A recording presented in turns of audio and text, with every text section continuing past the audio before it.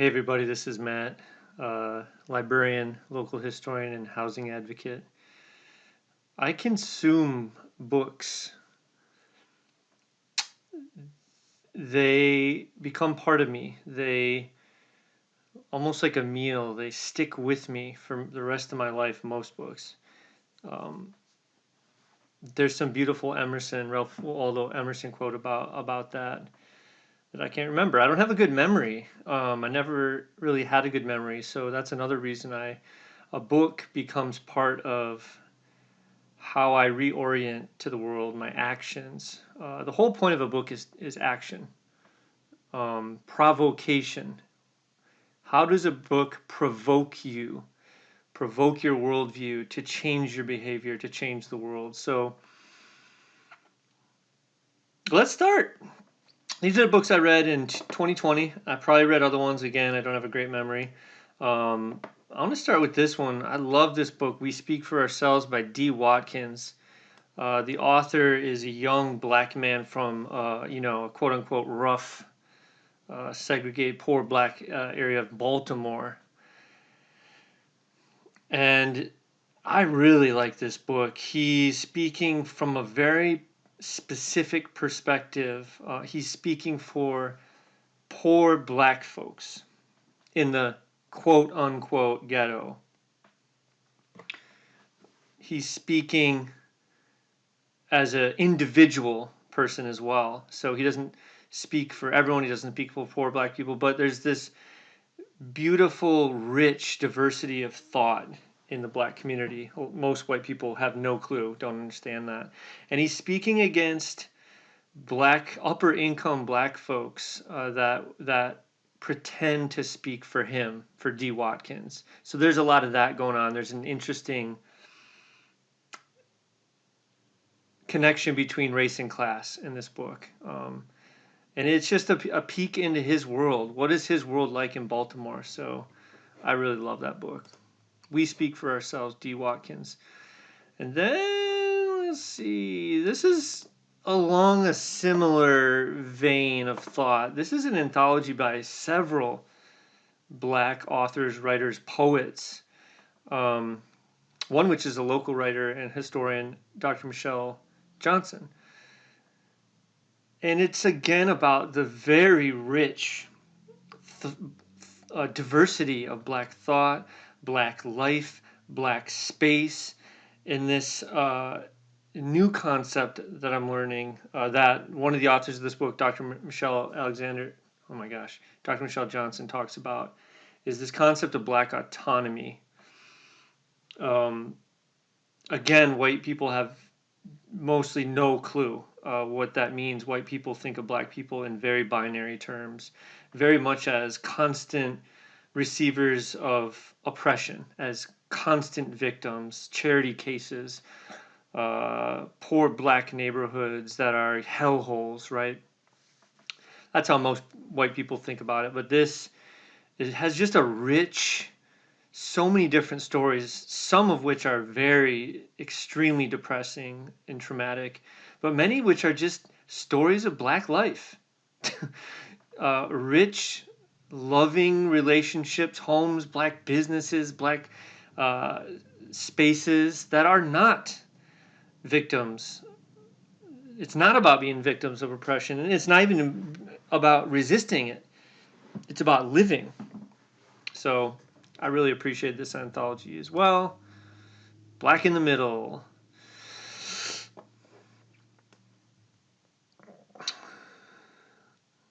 Let's go over to the Hispanic Republican. So importantly, the author is a Hispanic person, a Latinx person, Latino, and it's a progressive Latino person. And he's so that's really important.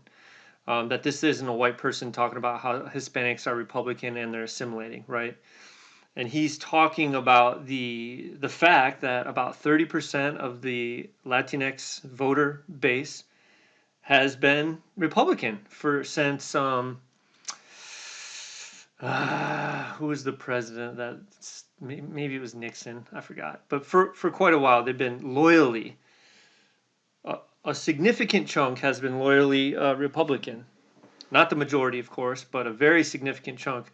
Much, much, much more significant than the black vote, who have been Democrats since FDR. So he's grappling with that, and he's also grappling on a personal level with his father, I believe, who's part of this Republican voter base. So it's a story about, like, in my view, America's always been basically binary: white on the very one end, black on the very other end, and POC in the middle, all vying to be white, because white supremacy offers people of color two options: fight, dedicate your life to anti-racism and solidarity, particularly with black people, or assimilate, become white, become part of the lie, uh, destroy your culture and become this white American, which is almost not a culture at all. It's a destroyer of cultures. I'm getting ahead of myself. That's a different book. So it's a fascinating book about Hispanic Republican, and it definitely is relevant when you look at the Trump vote. I think Trump might have got more than 30% of the Latinx vote. Again, we have this assumption that the more POC that vote, the more immigrants or the more Latinx people that vote, that we Democrats assume that's a good thing. That it's going to just get more and more Democrat, and that's not necessarily true. Not necessarily true.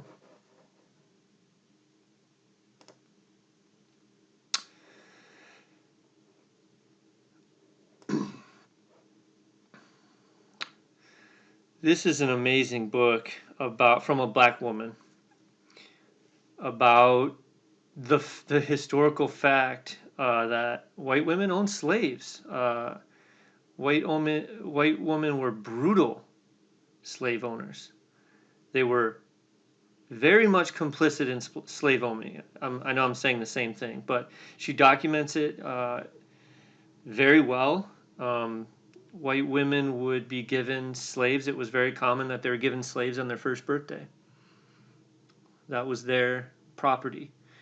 And white women would go into marriage with all the wealth. The wealth was embodied in the black body, the person.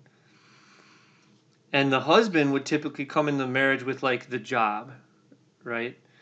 So why don't we know about this? White feminism. This was not a good narrative for white feminists, so they whitewashed this history.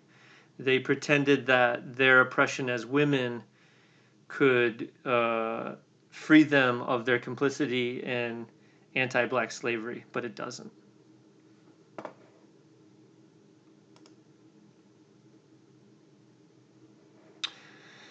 The Color of Money. Holy man, was this a good book. A little dense. I believe the author is a person of color. Not black, not white. A person of color. Oh gosh, this book is devastating. Really depressing. So it goes back to the fact that right after emancipation, what black people really wanted, I know you've all heard this phrase, 40 acres and a mule. That's really what black people wanted. They were asked what they wanted. I should say that in quotes because I doubt that black women were asked, to be honest. It was probably black men who decided this. But they wanted 40 acres and a mule. They wanted to separate themselves from violent white people, get their 40 acres and a mule, and essentially work themselves up. You ever hear the bootstrap myth? Well, guess what? Black people actually wanted to do that. Well, white people had different plans. They said, no, we're not going to give you 40 acres and a mule, which would be like, oh my gosh, they deserved way more after how many years of slavery. But anyway, nope, not going to get 40 acres, no mule either. How about we set you up a bank? Right? We're going to teach you thrift. So tons of paternalism and anti-black racist ideas about how they can't do anything, including save money. And it's going to be a black bank. Yeah, right. It's going to have black faces in the bank. It's going to be basically controlled and puppeteered by speculative white people. So it was basically designed to fail. The bank was basically a giant piggy bank. So black people very thriftfully saved a lot of their money and they put it in the bank, but the bank couldn't make any money because they couldn't invest in things. The book goes into great detail on how banks actually make money.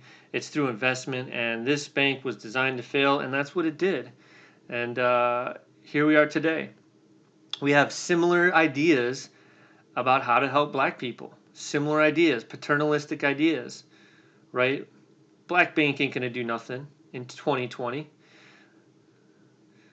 After emancipation, black people owned 0.5 of the wealth in America. Today they own 1% only of the wealth. And black wealth is going to hit zero in 2053. This book was just brutal. This one's pretty good. No, let's go to housing. Golden Gates, Fighting for Housing in America. This book was about affordable housing, the affordable housing crisis, which is kind of like, when wasn't there a crisis, right? Affordable housing crisis makes money for white landlords. Of course, there's always going to be a crisis when the supply is low and the demand is high. But anyway, this is about the YIMBY movement. Everyone's probably heard of the NIMBY movement, not in my backyard. So you imagine upper income white people not wanting affordable housing or anything in their neighborhood besides their nice white single family dwellings, right? But the YIMBYs are different. These are yes in my backyard. That's what it stands for. It's basically low to moderate income, upper mobility white hipsters. That's kind of the image you can get. These are white hipsters who are yes in my backyard. They're housing advocates, so they want any housing. Luxury loft housing, yeah, do it. Market rate housing, yeah, do it. Affordable housing, yeah, do it. They're just for everything, right? Develop. But basically, they just want to afford to live in like San Francisco, like these hyper inflating housing markets where they can't live there. Not many people can, including them, and they really just want to live there. So my final analysis of the YIMBY movement was, they don't care about black people. They don't care about actually low income people. Yeah, I had a lot of other thoughts. This book challenged a lot of my ideas, but that was what I kind of came out with it. The only way to solve an affordable housing crisis is to make damn affordable housing. It's not some super complicated trickle down like philosophy. No Upjohn employment for Upjohn Institute for Employment Research. It makes me think of, they published some ridiculous article recently. Basically, it was a YIMBY argument that if you create luxury loft market rate of apartments in Kalamazoo, it'll trickle down to the masses. Yeah, right. Give me a break. Makes no sense. Anyway, Golden Gates. This book, whoo! Oh, man, I'm telling you. In Defense of Looting, Vicky Osterweel, oh my gosh, a white woman, but man, her analysis was fire. She comes clearly from like a global anti-capitalist analysis. Very, you could tell the author is very well versed in socialism, Marxism, the labor movement for sure. But anyway, this is a book about how looting, stealing, smashing, taking, divvying out to the community is one of the most democratic, effective ways to create change and to distribute wealth in the black freedom struggle. Super applicable to today, super applicable to the late 60s, right? This book is amazing. It's in defense of looting. That's what it's about. So that's what she makes the case for. And what looting does is, whiteness is ownership. if you could define whiteness in America, it's ownership, whether that's ownership of bodies and free labor, land. Think of all the land we stole from indigenous folks, uh, or ownership in property. White people own most of the property, right? If whiteness is ownership, what's the opposite of that? It's breaking that shit. It's smashing the windows. So anyway, it's a beautiful analysis of riots, movements, super good analysis. Also from a non-binary gender perspective, I believe, and a feminist perspective. Oh, did I like that book?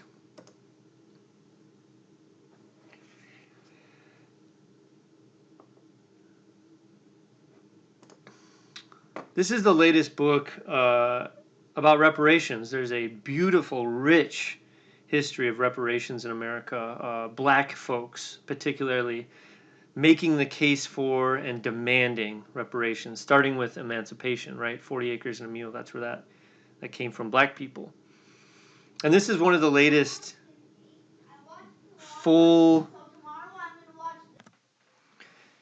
It's a full-length treatment of both the case for reparations, which again has been made so many times by Black Americans, and then it's quite dense. I did not read most of it because I do not need to be convinced of the details of the case for reparations. I've read enough on that, but it's got more than enough to make the case for reparations. That's for sure. And then, more importantly, the authors are both black. I notice it's not listing black man and a black woman. Let's see if I can. It's too fuzzy. Sorry. I think her name's Kristen Mullen. Anyway, more importantly, the authors come from an interesting perspective. They think that the time for making the case for reparations is passing, and that we really do need to switch over to the actual logistics. In other words, what does a black reparations program look like in America? And it's funny because I got this book. I heard through the grapevine the mayor of Kalamazoo was actually telling people to read it, which is interesting. The Mayor Anderson. So I agree with that. The logistics of reparations, what does it look like? And that's what they dedicate at least one or two chapters in the back to, what a reparations program looked like. And they have this acronym for it, ARC. So reparations is acknowledgement, that's A, where white people acknowledge the multiple layers of oppression throughout the centuries that they have wrought on black folks. So acknowledgement. R is redress. Perhaps the most important part of redress is what are you going to do about it? How are you going to promise A, that the discrimination and oppression and racism is going to stop because it's still happening, right? How is policy going to change so that it doesn't happen anymore? And then compensation. And I like how the authors are very clear about what compensation means. It means money. It means financial. Billions. Billions. So that's redressing the harm, paying for it, compensation for damages, as the legal term would be. And then finally, closure.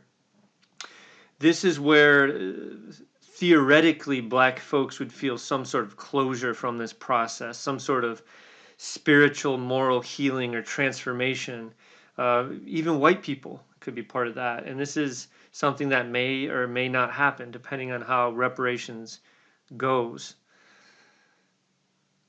So I really enjoyed this book for those reasons. Okay. This book just came out, author of Warmth of Other Suns. I haven't read it. It's on hold right now at my library. There's a long list. I cannot wait to read this. It just sounds, from the reviews, sounds really awesome. So the premise is that we live in a caste system, obviously, in apartheid state, which is true. America's always been separate and equal, white and black, not necessarily rich and poor, but white and black. And a billion studies have come out to prove that throughout the years. So I'm really interested to hear her take on that. I'm interested to hear her take on assimilation as well, and how and predicting the future of it. Again, I haven't read a page of that, but Isabel Wilkerson. And last but not least, this one I'm getting through right now. It just came out. A brilliant book called Begin Again by Eddie S. Glaude. I hope I'm pronouncing his name. The author's a black man. It's really good. It's about history and the present and James Baldwin, and the actual author's kind of quasi autobiographical biographical take on everything. He kind of the book's about how America is in a terrible spot with Trump, very similar to how James Baldwin experienced America later in his life, when basically the civil rights and the Black Power movement was sort of crumbling, and white people just could not change, and there's this resurgence of republicanism, white supremacy, tough on crime policy, and just a return to what white people have always done. Be oppressive and violent towards black folks. So he's grappling with that dynamic and using James Baldwin's thought and life and writings as a way to illuminate that. It's really good. I'm really loving this book. Oh, I can't say how incredibly valuable a book is. When I have a book in my hand, it is a piece of gold. The hundreds of hours of thought and research and work and everything went into a book. Happy reading.